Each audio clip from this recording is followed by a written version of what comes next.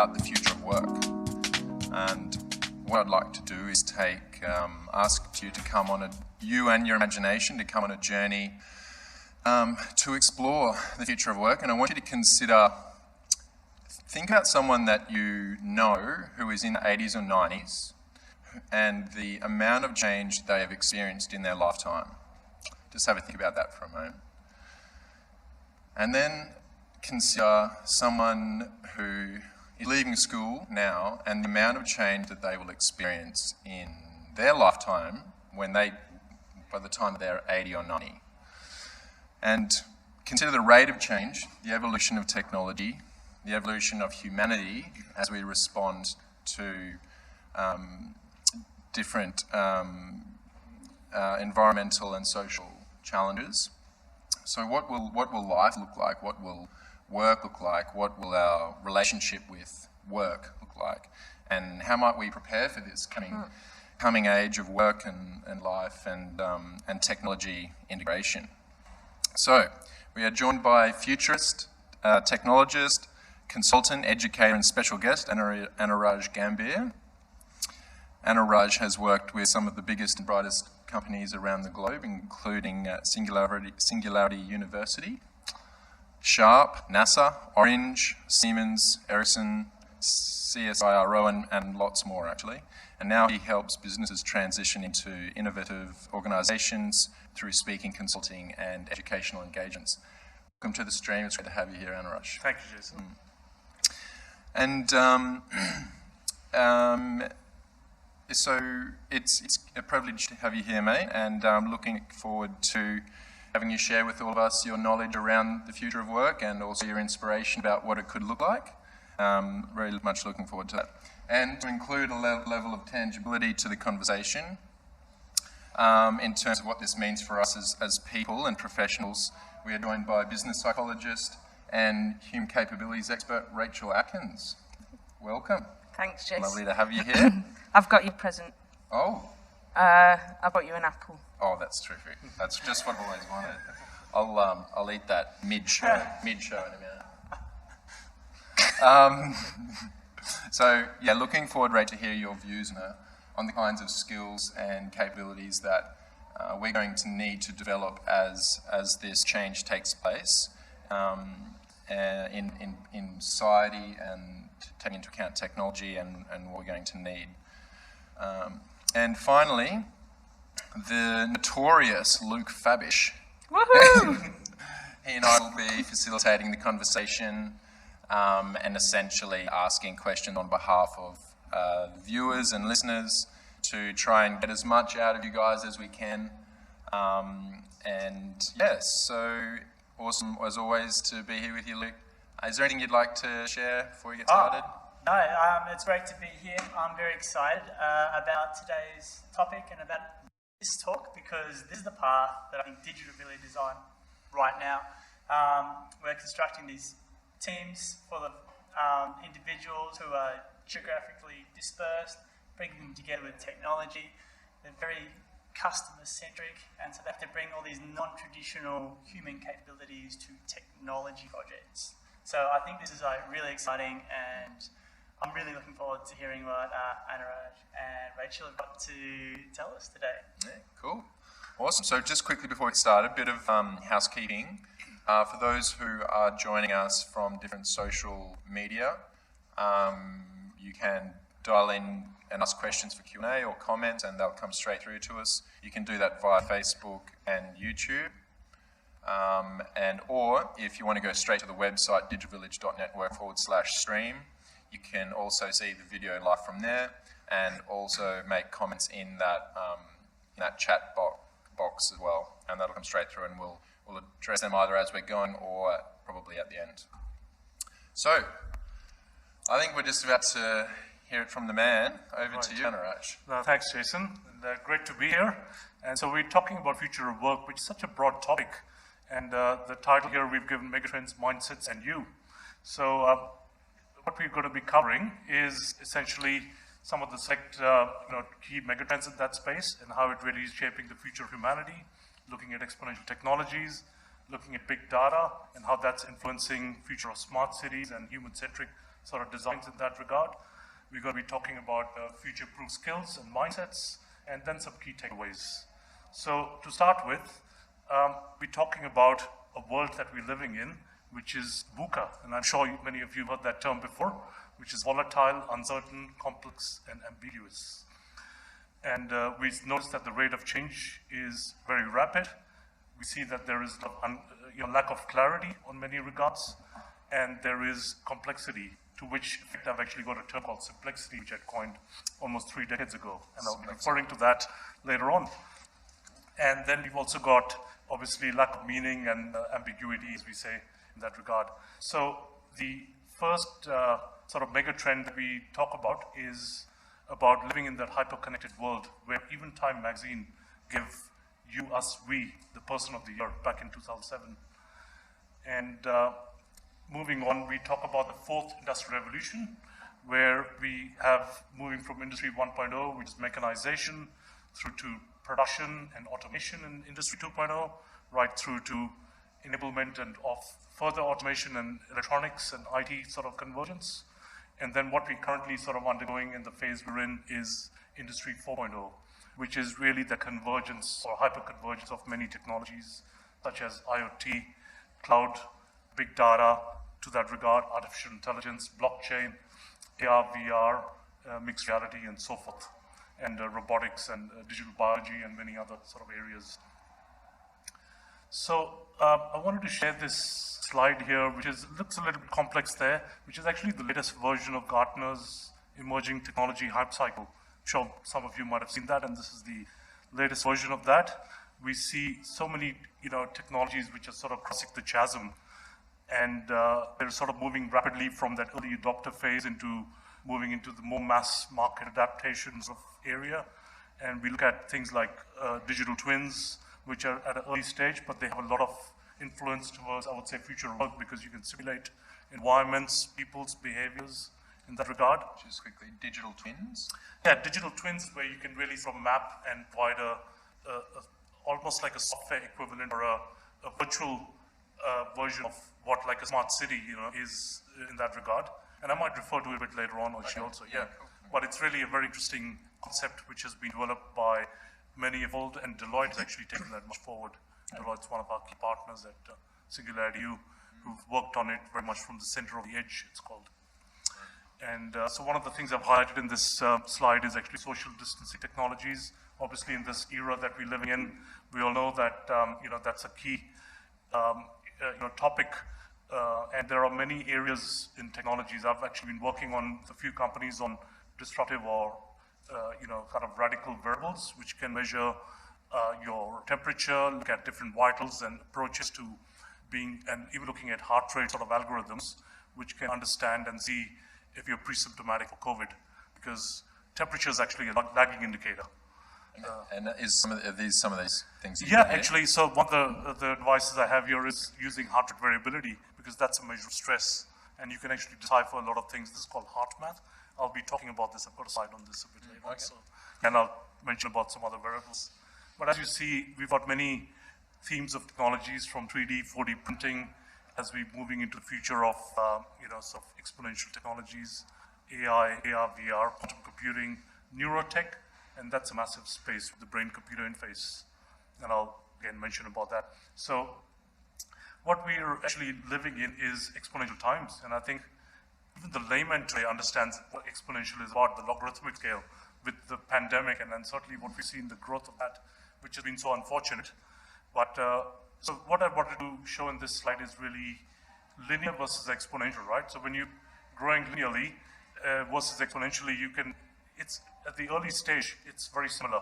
But it's once you cross the knee of the curve, move from deceptive to disruptive stage, it sort of grows so rapidly. So I wanted to actually ask you if you've traveled 30 1-meter steps on a linear scale, we've traveled 30 meters, right? But let me ask you, if you traveled 30 exponential steps, how many? Does anybody want to have a go? How much would we have traveled if you traveled 30 exponential or logarithmic steps? I know the answer. Yeah, you know the answer already. So okay, So I can't comment. You can't really interact. So Let's throw it. so there's the answer. Yeah. So you've traveled 1 billion meters 26 times around the earth. It is phenomenal, right? I mean, and that's why it's very hard to comprehend that exponential growth once we've crossed the chasm and moved into that sort of phase. So we talk about exponential technologies, but also developing an exponential mindset. Can you just elaborate a little bit more for those who are unfamiliar with the term exponential and how one step can equal 1 billion and whatever that number is? Yeah, sure. So I think it's what we're simply talking is a doubling. So moving from a 2, as you see on the screen there, 2 to a 4 to an 8 to a 16. And, if I really go back, you'll sort of see on that logarithmic scale where, things, they multiply so quickly. And it's that law of doubling, right? And the logarithmic, laws that we would have learned in mathematics back in school is how quickly they sort of multiply. And the rate of change is so fast that's what we refer as exponential. And have you got examples of where people might be seeing that now? Yeah, I think with technologies, we're really observing that because when we talk about Moore's law, for example, with technology, we're seeing the doubling of the transistor sort of condensation and the integration of technology. But that has been occurring so fast. And now that we're seeing, even yesterday when Apple launched some new products, we've seen the new processor is now many times faster than the previous version. The 40 chip, for example, on the new iPad, the 2 iPads they launched, iPad Air, and also now the Series 6 of the Apple Watch, which has now got a processor which is 4 times faster now than the previous version. So we're really seeing that happen in so many products and areas. Even the computers that we're using, they get obsolete so quickly in that regard. And it's perpetual, isn't it? The technology that's enabling us to create more technology is improving all the time as well. So it's just kind of building upon itself. Exactly. And I think with data, when we talk about how much data is being generated, it's growing so rapidly. And again, I'll be touching on that a little bit later in terms of that growth of phenomenal big data we mentioned. Cool. Yeah, awesome. Yeah, so it's no longer about creating ecosystems, it's about curating them. And this is some of the industries I sort of worked in, which is, the telecom, which is kind of where I grew my foundation, my career in, helping set up Optus and T-Mobile and AT&T in the US and Orange in Switzerland and so forth. But then working very closely with the media industry and the convergence about the IT and the whole sort of scenarios coming together with so many new services which became hubbed from the sort of telecom world and how ICT is sort of enabling the future. So I think it's really looking at each micro segment and where you really look is very important to understand how to curate your relevance. Okay, and when you say curation, curation for the consumer to actually, help navigate complexity of just the huge array of the things in each industry? Is that what you're referring to? Yeah, I think the consumer has been the center of it. So you're very much curating your ecosystem around the consumer. Yeah, for sure. So this is organizations doing the curation for the benefit of their customers. Yes.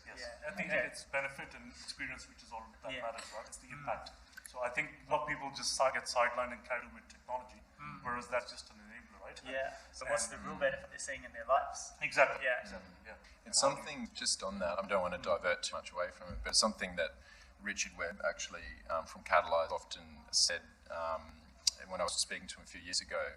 There's these industries that are taking place and they're very they're vast, and like as a consumer, how do you navigate through that, and how do you actually find what you need when it's so time consuming? But just having a service of curation is incredibly important. Yeah. Totally. Yeah. I would say even hyper curation, taking it to the next level, because it's when we say micro segmentation or even nano segmentation, because like I mentioned earlier, it's about the individual ultimately that you're trying to curate a solution towards. So that hyper personalization is what matters at the end of the day. Highly personalized. Highly personalized and customized to that. Yeah, terrific. So, Anuraj, do you have an example of that, of an organisation that you're either working with or familiar with where you're helping them curate and understand what that ecosystem is? Yeah, certainly. So in the health and wellness space that I'm working with a few startups, we're actually curating solutions around solving COVID-related, issues of certainly, for example, authentication into a building. How can we automate this whole space of, how people are going and individually scanning your temperature as we entered Work Club earlier? You could automate that. That could be just your camera with video analytics doing that already for you, or a robot or a drone out there doing multiple people, which is what has been deployed in China, in so many other places. So you could be much smarter with using technology and curating specific solutions for the need. many examples. I'm just wondering if there's, everyone. it's a different conversation, any kind of adoption of that, like people actually being okay with that. Monitoring. That's right, yeah.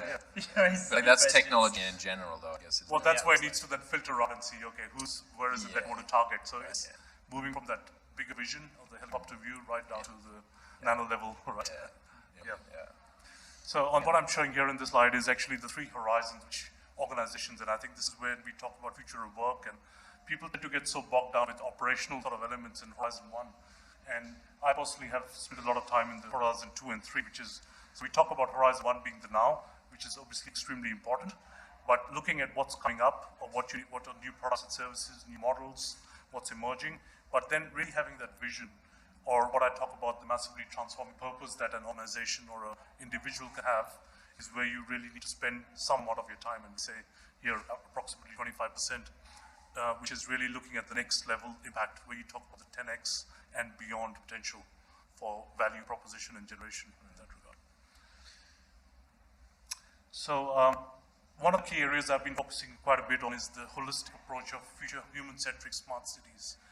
And a smart city is almost a living organism. It's actually a living, breathing entity where you've got so many domains, clusters. It is such a wide topic. I mean, even the definition of it varies quite a bit. We talk about the interconnections become so important, but it's the data that is being generated around it, and how the different sectors like education, healthcare, transportation, energy, and manufacturing, and everything else, so academia, government, startup ecosystems all sort of come together to formulate something which is very human-oriented. And that's where, because we get carried away with physical infrastructure in smart city thinking, it's much beyond that. You really think with humanity at the core of it again. Data's like the bloodstream, almost. Yes, data's the new oil. Yeah. And that's kind of moving on to the next. We are actually generating so much data. We're actually generating over 2.5 exabytes of data every single day. And and it's increasing, probably out of date the numbers anyway, but the amount of clutter there is in the data, it's only when you make that big data into, and sort of create insights from it, and you can take the right actions, that it becomes meaningful, right? So and that's what we talk about. We're drowning in information and somewhat knowledge, but we start for the true wisdom, and that's what I'm talking about in the next wave of this message here. And I think that in smart cities, we've got different layers, and we can actually connect so many scenarios. I mean, one example I'll give you is of a startup I've been mentoring in the energy space called What Cost.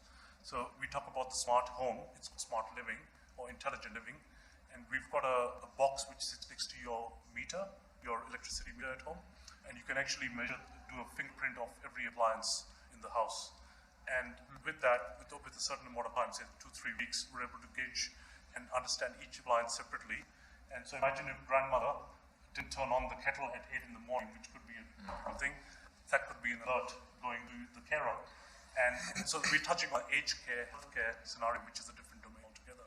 But it's those cross-pollination of thinking across the board, which is where the smart city thinking sort of comes in and builds very deep elements where AI and technologies like that. I talk about AI not being artificial intelligence, I say augmenting intelligence.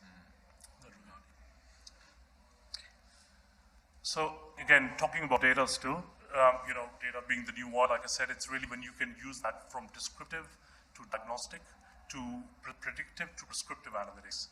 So when I said before grandma fell down, you would actually be able to see a trend using other IoT analytics in there and see that she's not walking properly, maybe with the camera with the video analytics, being able to see movement and other trends with wearables and other smart devices that you've got, which can seamlessly sort of give you very interesting things. So before my car even breaks down, for example, there's another startup called GoFar, which we've been mentoring, that we've been looking at how do we decipher using that data to look at, the predictive analytics so that, you take the right action at the right time. It's about building that foresight, as we call it. So now moving on to the space of, I think the future of work, as I say, if I sum it up in one line, it's future of work is human. It's moving from skill sets to mindset.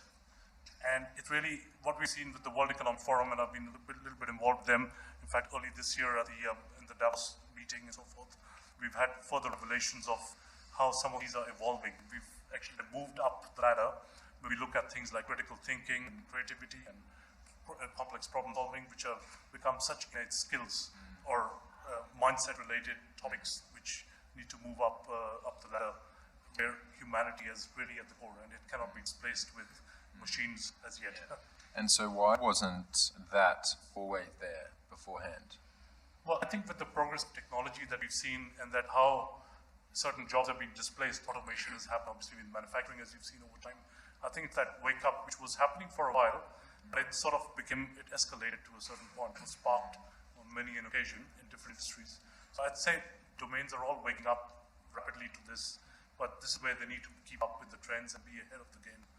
And now we're really seeing that happen. You know, people who are living in old school sort of format are waking up to this new world order much rapidly now. Because the more we automate, the more we kind of highlight the value of the uniquely human capabilities. That's right. Isn't it? Yeah. And I think it's also important to note that AI, people think that, it's coming displacing jobs. It's actually creating more jobs than it's displacing even. So if you look at the numbers, even a few years ago, I remember it was 1.3 million new jobs which were created as opposed to 500,000 which were removed. I think there's the numbers from, was it KPMG? Oh, really? Yeah. So it depends on which sector. Yeah. It obviously varies, everybody's at different stages of evolution there. But it's interesting. And in a technology space, I mean, I've been working in this area for 20 years, looking at helping people understand what their skills are, their soft skills, capabilities, and the list that you've got here, in the technology industries that you're working with, how are people embracing that, and what are some of the challenges that you're seeing with people even understanding what they need to do differently? Sure. So I think you're certainly touching on an area which you're such an expert on, which is the mindset, I think, and that's where I think it's leadership, right, which is where you need to start with quickly, and also at the coal face, because having worked in innovation and on both ends of the spectrum, I've seen that you really need to wake up an organization with its culture right from bottoms up and top down, both ways, and you sort of look at how rapidly can you make them aware of this new world order that's coming up. So it's about painting a very clear vision, having your purpose and your deeper understanding which industry are you really in and how that industry is shaping up. So when I look at examples like Kodak, they were the ones who invented the digital camera. And, what did they do? They missed the boat, right? They were stuck in chemicals. So what business were they really in? It wasn't, if they realized deep down and did that introspection, it was not about creating photographic film, right? It was actually about creating memories. And those memories is what digital photography was enabling with the next phase of evolution of technology.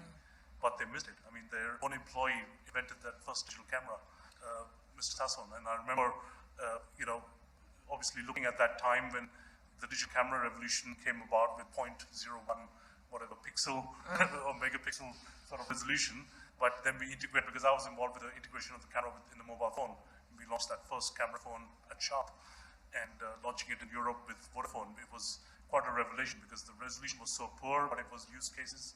And it was looking ahead in the vision, saying you could send multimedia messages, you could actually have people talking, looking at each other. And it was that early sort of thinking of where FaceTime, and as we see with the revolution we've seen of imaging and capture and transmission of live video today is created from that. So I think it's really thinking at that stage 3, at that horizon 3 is what I was coming back to again. So just there's a greater importance on, human centricity, really, making it, everything that's being done is actually to serve people better, and there's more of a I guess, importance put on what people value. Exactly. And understanding what customers want. That's right, yes. And so you mentioned, you've said a couple of times, a new world order.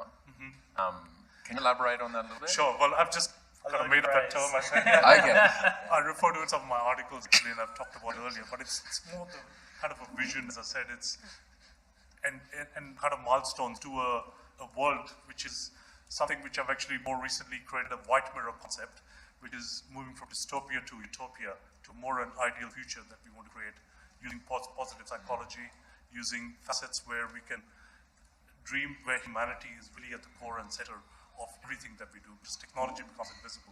It's a pure enabler.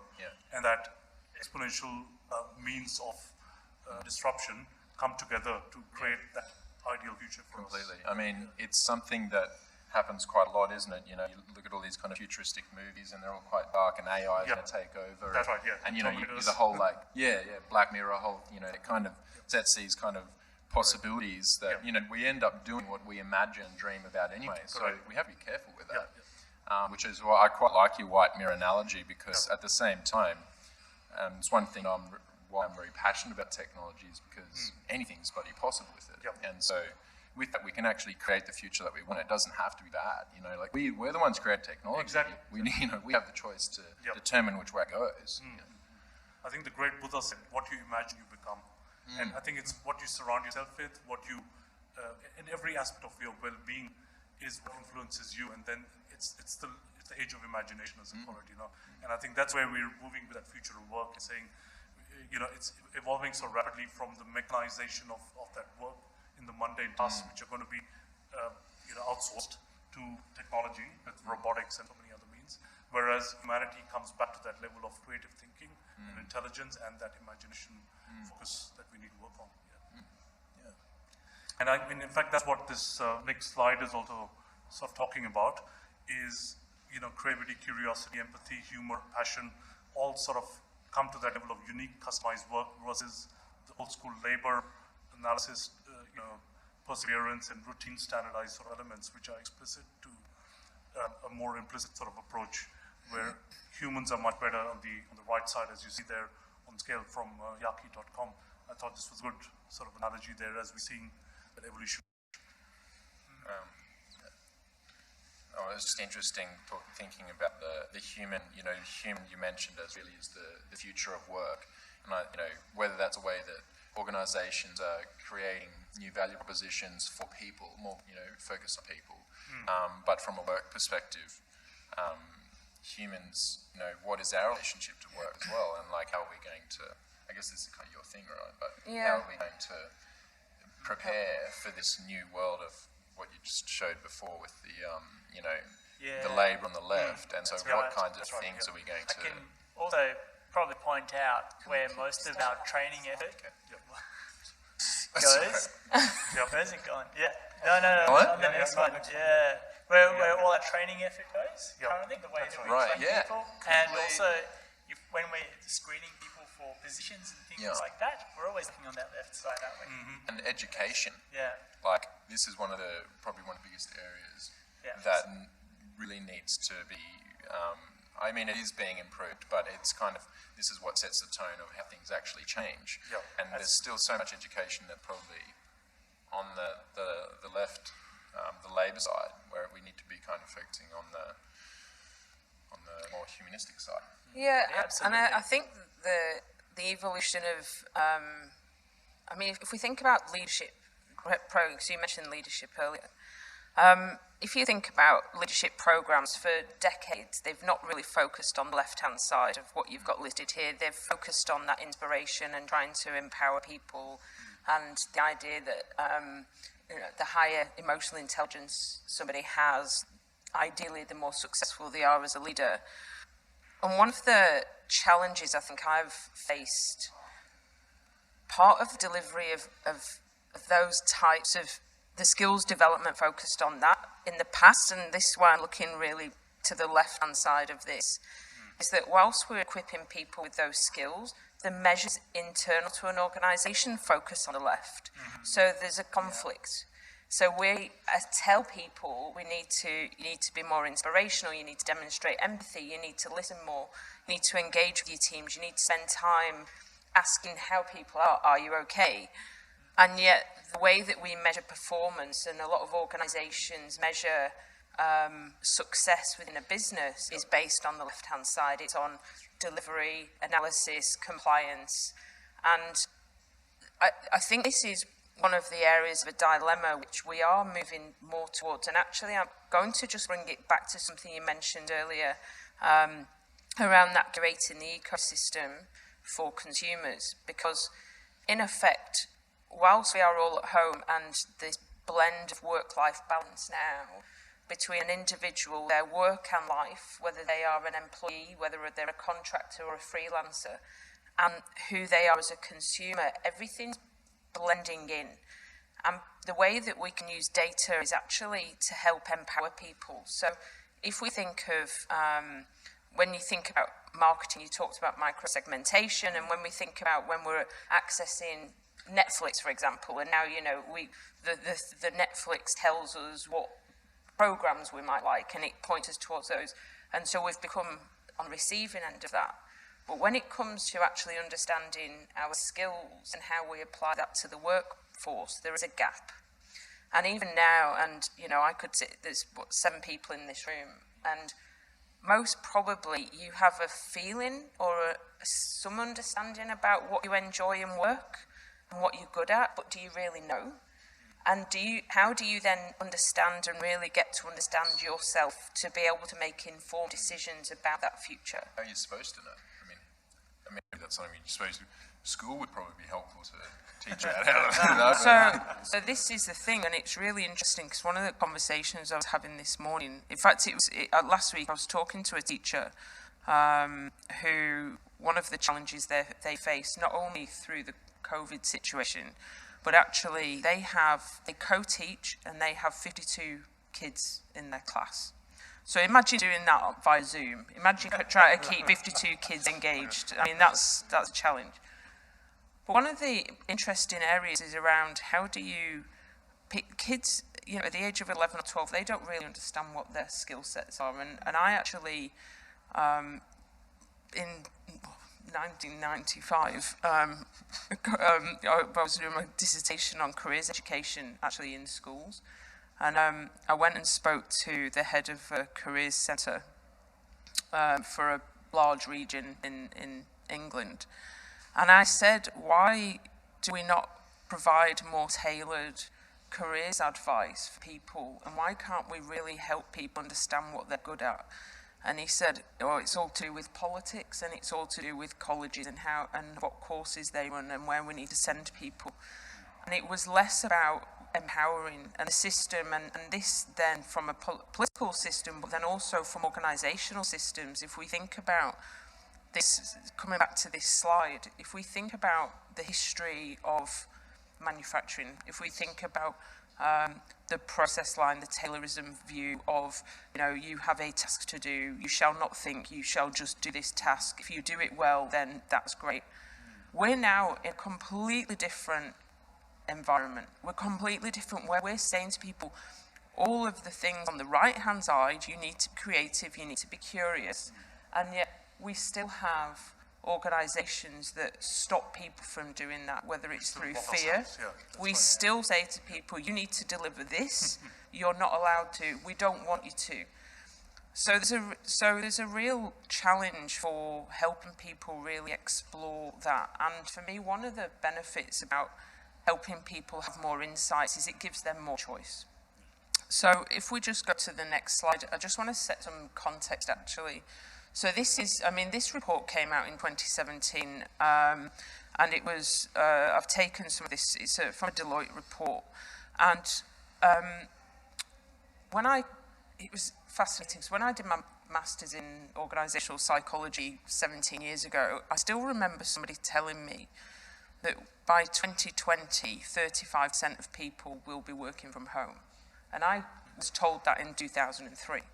And I was really excited about that. I don't think they knew about pandemic. I wonder if they did. You never know, like Bill Gates 5 years ago when he actually told everybody we're going to have a pandemic in 5 years. So even then, I've worked in this world where we're immersed in this, trying to help people understand, equipping people with the soft skills they need for the future.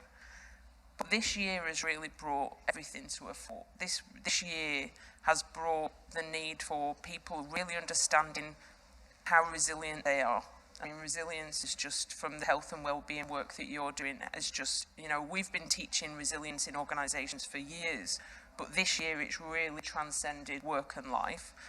When we think about how people demonstrate empathy, I don't know if you remember at the start of COVID when people were on Zoom, everybody listened really intently. People were asking questions and everybody leaned in. People were really asking, are you okay? Is everything okay? And it's almost like we've moved past that now. it's really interesting to explore what are the skills that people are trying what do they need to use. And I was actually talking to somebody today who does a lot of work in leadership, and they made a point, and it sort of breaks my heart, because they were saying if people didn't demonstrate empathy or didn't have any EQ beforehand, the pandemic and what's happening now is actually, it's becoming worse. So if people were a bad leader or a bad manager before, they're getting even worse now through the fear and the lack of understanding they have of how to connect with people. So they've moved really into that micromanagement. They want the need for control. But the good news is, why we're here, if you didn't know what the good news was. They're waiting for the good news. The good news is that we can help. And the good news is that actually Digital Village, Luke and Jason and the Digital Village team have really embraced this understanding about how can we help people really get into the flow of the work-life balance from a freelancing perspective. We know that when people, I'm sure that a lot of people listening are in that position, and the lack of employer-employee relationship actually still lies with organisations of how do we ensure people feel they're delivering and they're able to use the skills, and we can help them develop those so they feel good. So just relating to this report, we can see here that since the year 2000, 53%,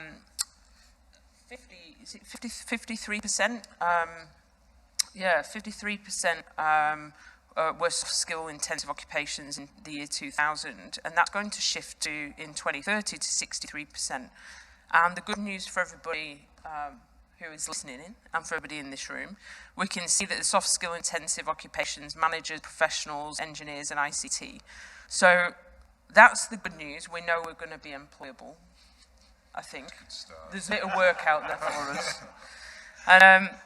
And what's even more exciting is that, so Digital Village is engaged working with Marcus Bowles of Working Futures, and we are using his human capability standards actually to help understand and give people the power of anybody connected with Digital Village in the ecosystem, of really understanding what those skill sets are that they have.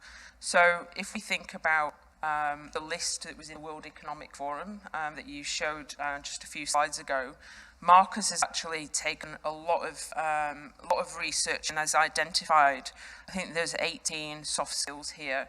And if we look at bottom right quadrant in action, customer focus is actually really at the fore of, it's just on the next slide, Anuraj, sorry. So on the bottom right, we can see that customer focus has actually made its way. And this is absolutely fundamental to everything you talked about in terms of when people are working, whether you're an employee, whether you're a freelancer, whether you're a contractor, understanding what your customer needs from you and how you deliver that, and how you put customer at the centre of the way that you deliver work. And Luke, that was something we were talking about earlier. Yeah, absolutely. I think the more that we can understand another human's needs, like in this case our customers, that we can serve them better, we increase the success of our customers. But obviously, as you say, these are skills that we don't just have for our customers, for everybody that we work with and who is around us. We're more able to work successfully with people. Yeah. Over the long term as well, to be able to build those relationships, to understand each other, and to value what people bring to their task beyond the technical skills that they have. Yeah. Just having pure, actually a genuine understanding of people and actually treating people as people. It's not like in a big organisation, it's like, no, there's this front of, professionalism or being a certain way, which is just complete waste of time.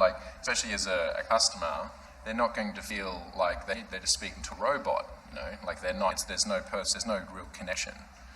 In fact, I refer to that as steering of the walled gardens. It's really, you're right. I mean, it's the hierarchy and the old school sort of thinking is no longer. It's matrix organization. It's it's really about how well you use what you know rather than what level you sit on and so forth, right? Yeah. I think we're seeing like competing human needs at the moment, because we can see, yes, we want to foster the creativity and empathy and all of these things, but again, on the other side, we have a lot of systems set up about managing people in a different way, and effectively managing those people in that way increases the success of the people whose job it is to manage them in that manner. So I think that's the challenge at the moment, and like you were saying, Rich, with a lot of leaders who aren't used to operating that way, it's like more difficult now because it's more difficult for them to be successful in the way they have been in the past. Yeah. And if we take if we just take the four capabilities that are listed there under leadership, so leadership, which is you described earlier, in it, you know, engaging and inspiring people and how you make the right decisions at the right time, engagement and culture, agility, direction and purpose. I think the agility and engagement and culture is really what is differentiating leaders previously to where we are now, and having people to be able to work in an agile way, and especially now where a leader may be experiencing a huge amount of personal challenges, you know, with the COVID situation, with regards to family, their work life, and yet they still need to step up, they still need to provide and be agile enough to support their teams, whether they're direct employees or freelancers, or even their customers. You know, if they've got really good relationships with customers and clients, about how do you support others and show that, whilst at the same time delivering, you know, because we still need to make money, we still need to be able to do that. So we've actually used, there's an organisation in the US called WebAssess, and they've created a suite of assessments called My Inner Genius, which IBM actually currently use to assess new collar work.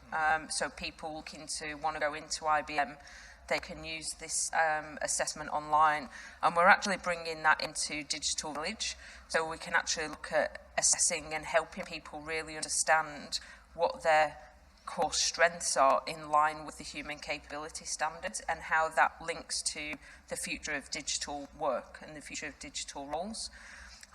So people will have an opportunity in 2 or 3 weeks' time to actually be able to complete the online assessments and then get a strengths report. Well, actually, it's more than a strengths report. It's actually understanding what how they align to 14 major ICT roles, and then linking to development pathways and potential career opportunities for people.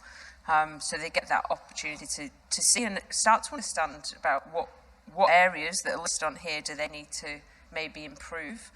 But also the exciting, for me, one of the exciting areas is about the transferability of skills. So when you think about the skills on this page, they can be in any industry, any organisation. It's about how do you then think about, if I'm going to move somewhere new, where do I need to go? What can I do? And you can assess yourself using this. Which is a huge, shift in the way employment is taking place, and the way people, the way people used to be employed, you'd have one career for, however long. And then progressively over time through the different generations, that's gotten shorter and shorter. And then now coming, even more into a gig-based economy, and where you can, and it's actually better because you have these kind of transferable skills where you don't need to be doing one thing all the time, and it actually benefits other things that you're doing because you have wider skill set. Yeah. Yeah, I think this is a phenomenal amount of work that Dr. Marcus has done and certainly been working on is the human capabilities, and I think can really be taken to the global stage at a much further level. So what I've got, in fact, on the next slide is another aspect of this, which we really talk about those transforming those old school dogmas to a new level of thinking, which is like moving from user experience to user engagement, a tech-driven to an engagement-driven economy, consumer to community, needs to wants, empathy to meaning, story to narrative, and so forth. I think this is a great book, by the way, by Bruce Nussbaum, Creative Intelligence, which gives you a lot of cues around this whole space of how do we evolve from IQ to EQ to really the AQ, as we talk about adaptability quotient, as we see, is becoming so much more important in this regard. Adaptability, you want to just quickly touch on why that why you find that, because it's not just the rate of change, I suppose, is increasingly to adapt to so much more change all the time. Exactly. And respond. And, I think it's about being so open and having that will to connect, because in fact, any organization, be it how big they are, Apple or Google, they can't do anything alone. They need to have such a collaborative thinking. So I think there's a term I call collaboration, which is open collaborative innovation, and really about how do you bring together your network and bring that whole aspect of broader thinking to adapt to a situation in almost real time. Because the skills are changing, the need for updating our knowledge and the trends that are shaping the future are so rapidly evolving, again, with the pace of technology and the pace of change. It's getting back to that exponential change, isn't it? Exactly, yeah. And all those factors coming together at multi-dimensional levels is influencing our future. So it's hard to keep up with everything. So it's really your network, your thinking to that level. How do you bring that leadership style, which I really then refer to as conscious leadership, to that level? And what we say, moving from the skill set to mindset to even heart set, where you can really connect with people so deeply that you're able to get the best out of everybody. And I think that's the ultimate for humanity. In fact, I'll touch on that in the next. So what we've got here in this slide is actually quantification of some of those 21st century skills. It's one of the companies I've been closely working with as an advisor is Neurosky, which has been one of the pioneers in the brain-computer interface. And they've got a consumer level and also other professional levels, EEG, so electroencephalography. You measure your brain waves from your forehead, and from neocortex, and being able to sort of look at your raw brain waves, your alpha, beta, delta, gamma waves. In fact, I could give a demo of that at another stage, but you can actually see and map using a special algorithm called the peak performance, the PPA algorithm, and looking at certain behaviors like creativity, empathy, engagement, mindfulness, collaboration, and even look at negative emotional states or positive emotional states like happiness and calmness, and being able to quantify them to a level that you can actually map it to a mental wellness state. So I think there's a lot of research which has been happening on academic level, now by organizations who are able to sort of quantify and look at how you improve and tap the right states of the brain. And also, which is probably something, just the importance, that's another change that's probably taken place over time through the different revolutions, is the actual importance of people's happiness. I don't think that was ever much of a consideration in as organisations developed, and it's something that I might actually just bring up a bit later, but I just made a note of it around freelancing and work-life balance and the skills and capabilities that are going to be required for the future. But what are also, it's funny, like the drivers and motivations of these changes in the way people are working as well.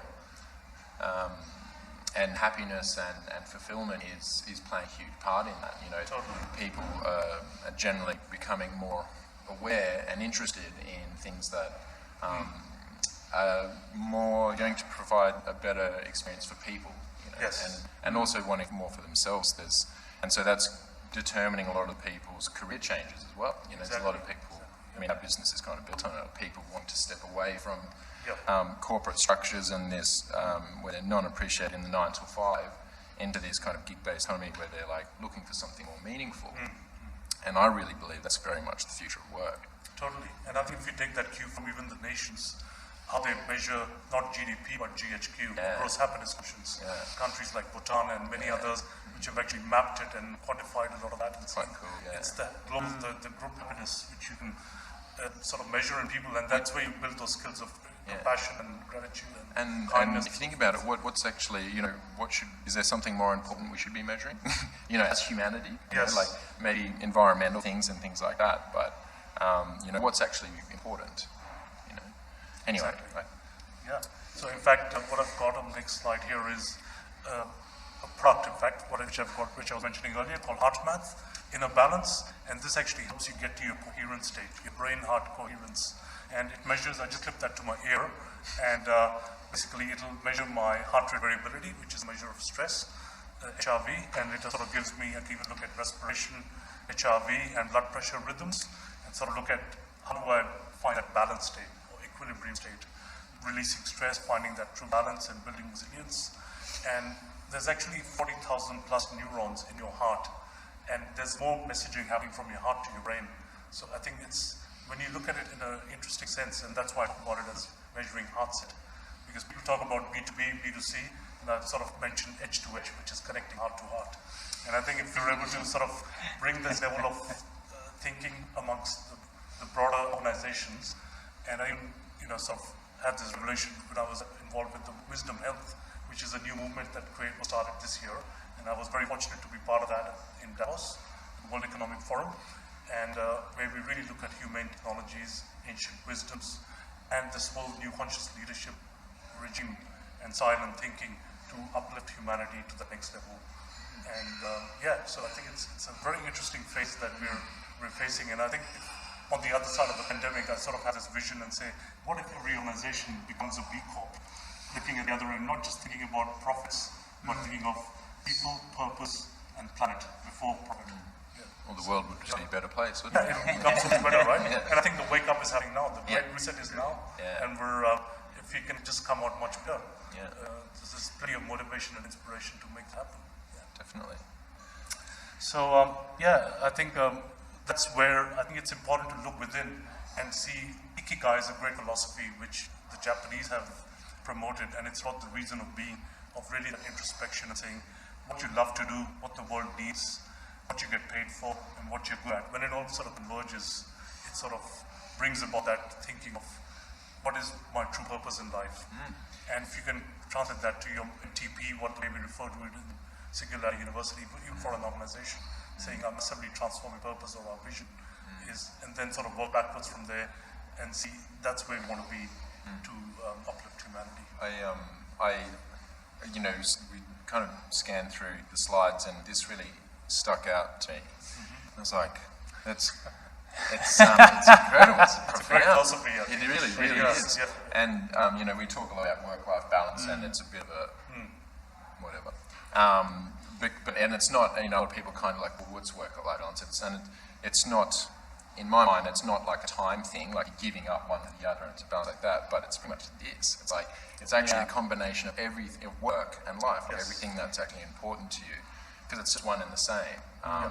But it's like your life's work or whatever it is. But what gets really like, what is it? What the world needs, what you can be paid for, what you're good at, and what you love. Like if that's not your life or your work, or if it is, then that's an incredibly meaningful existence. And I think so I was just going to say, I think this is, whether we sort of realize it consciously or not, this is what we're often, I think all of us are kind of like reaching towards one way or another, looking for that center.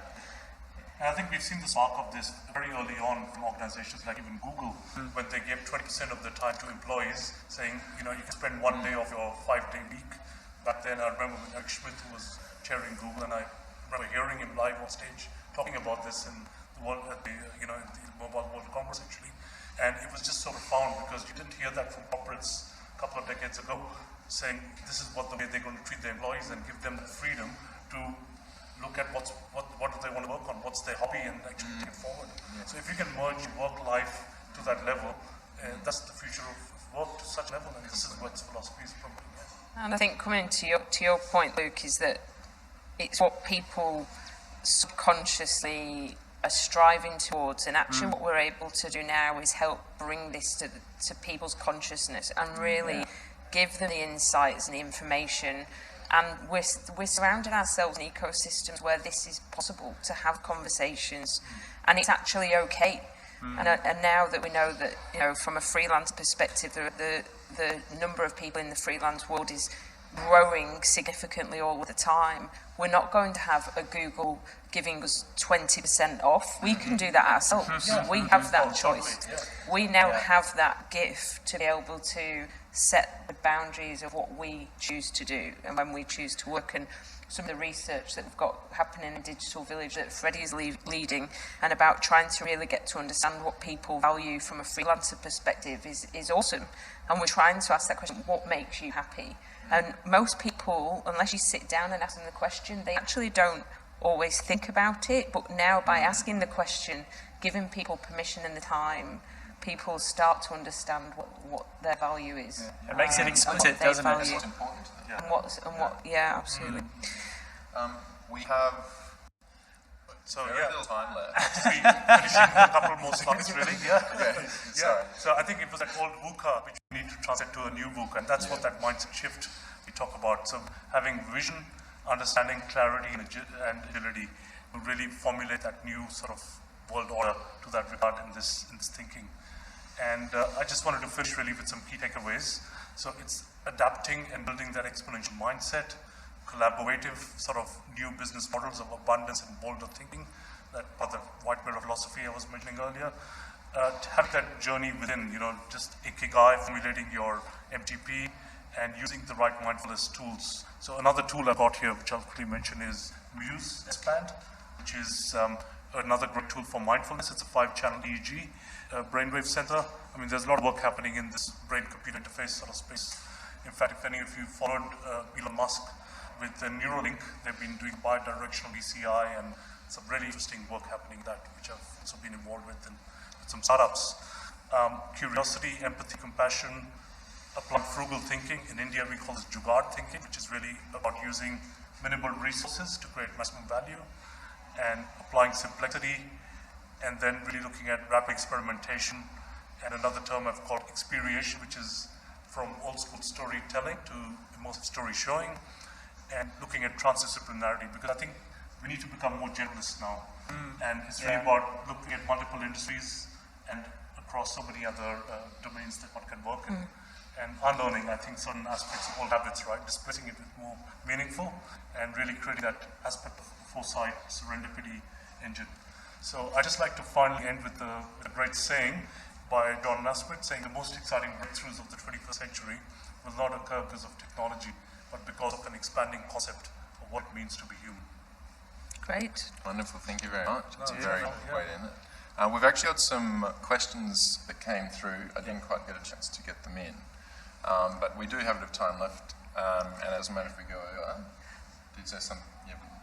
I think the Anuraj is going to see how fresh the apple is. Oh, yeah. I'm happy to do that too, yeah. So I've got a device here called Skio by Consumer Physics, which is actually almost an electron microscope, which usually costs $30,000, democratized in my palm for $1,200 US.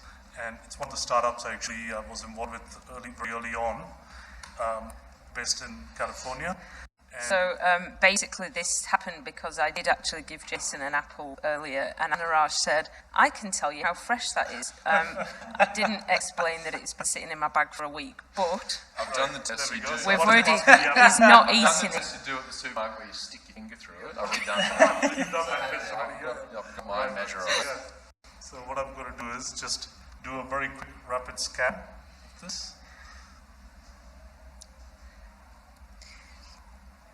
So we've There's got a couple of questions here, and much of them are actually around the kind of education space from the topic earlier. There's a comment here from Alicia. School is the breeder of conformity and squashes creativity and individuality, which was very much what we're talking about before. And I guess that's agreed. Yeah. I think we agree. It's a very common experience, isn't it? It is. I actually used to deliver this program called Analytical and Creative Thinking at Work, and we'd ask people why they were there, and we're often people in their 50s and 60s that came to, and the one thing they would share in common was that when they first went into the workplace or leaving school and they had an idea that they shared with somebody, they were told, oh, don't be so stupid, or that's a silly idea.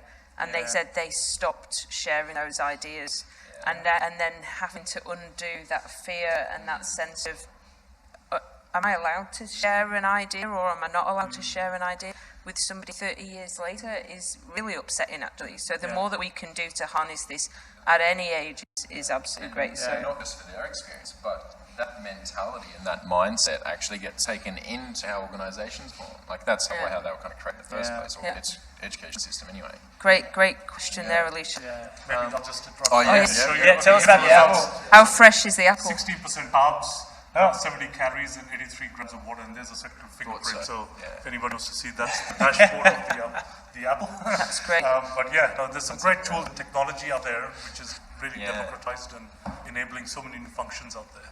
Yeah, very cool. Next comment here from Pete. Careers/jobs change every couple of years. There's no chronological career path anymore. The core skill is critical thinking and imagination. Very true. I mean, Totally. yeah. Well, maybe I'll just give a quick quotation of Albert Einstein. Yeah? Imagination is more important than knowledge. Knowledge is limited. Imagination encircles the world. That's Albert. Yeah. So Again, it's getting back to somebody who Albert. tapped a lot of his brain. So yeah. yeah. But again, it's getting back to valuing that, isn't it? Exactly. And really recognizing it and valuing it outside of creative industries. Exactly. Sorry, I was just reading the third one. How do we make kids better aware of huge amounts of options career-wise in tech that they may not be aware of? Had you heard of DevOps as a kid? Tommy? That was really interesting because I remember when I started working with people in engineering, and I thought nobody ever talked to me about engineering when I was at school. I mean, obviously I was in the school a long time ago, and I know STEM's come a really long way since then. But at that point, and this is the same question that, when we were there, but now I think there's a lot bigger movement, and, we need to encourage and be the supporters and partners of education, whether it's at schools or colleges, universities, to really help people understand that breadth. And there is a lot of startups and different organisations and non-for-profits and so on that actually provide these, code for kids and these kinds of things. Yeah. I think it's what we say is STEM education, but I've sort of take that further and say STEAM or NSTEAM, which is entrepreneurship, science, technology, engineering, arts and mathematics, all need to come together. Yeah. And that's the transdisciplinary approach. Yeah. And I think that's a really important thing that might just take a moment to touch on. That entrepreneurialism part of that and the innovation side of that, being educated in that way is hugely important because that's essentially what organisations are lacking. Yes. And that's what they're needing to do more than ever, because they're faced with all this change and they're needing to come up with new value propositions and react to this disruption more than ever. But they're stuck in these old ways. And not only that, but having, as people, which is just I guess around the shift of what's happening in the way people are being employed, it could mean that organisations don't stop employing people, but a shift from mass employment, so they're actually more agile and flexible, to a more decentralised peer-to-peer collaboration of independent people working together on a project, and the project is something that they all have shared values around or something like that. And that, I guess in my view, is something that could really be the future of work, where people working on these projects with a huge amount of accountability, they're responsible for themselves and their own income, working together with people they want to work on is actually a better outcome for the business, because they're more flexible and they're getting these highly specialised teams to look after and take ownership of this project. Yeah, and it's an opportunity also for people to come together into a team and do the work they care about doing. Yeah, and doing exactly. and focusing on the things that they're good at and they enjoy, and then having it's a great experience working in a high performing team with other people doing that. I think one of the realities of businesses when they're growing, this sense of purpose and what drives our value of what we enjoy, and often it gets superseded by the realities of deliverables and commercials and that. And I think there's a question here actually from Sherelle. Can you read that for me, Jason? How do we move past shareholder value and redefining, how do we move past shareholder value and redefine winning as an organisation that spurs innovation? And, that question about when you're in organisations, and I've helped deliver many values workshops, where we've asked people what are the values in your organisation, and these words get put on the wall, and then people say, actually, it doesn't really matter what I value because it's all about what the shareholder gets. And now what I'm seeing, and I don't know if this is what you guys have also experienced, is where people are looking to invest, whether it's a small amount of money or a significant amount of money, they're really looking for organisations that can help with that, deliver for people profit planet, Yes. and also that purpose. And actually they're choosing, and it's where we encourage people to choose where they focus that, and how do we support organisations like Digital Village that are really trying to do the right thing by the people in their ecosystem, and how do we attract the right people who want to invest, that they might not get, you know, the same amount of return that they would from a defence organisation or another organisation, that they want to, where they could get, you know, significant more or twice as much, but actually the value that they have and the opportunity they have in creating this, the place in which we all want to live and work, should hopefully add a different set of values. And that's what we need really to when they focus. find the true purpose, and like I was saying, the benefit corporation, the B Corp thinking,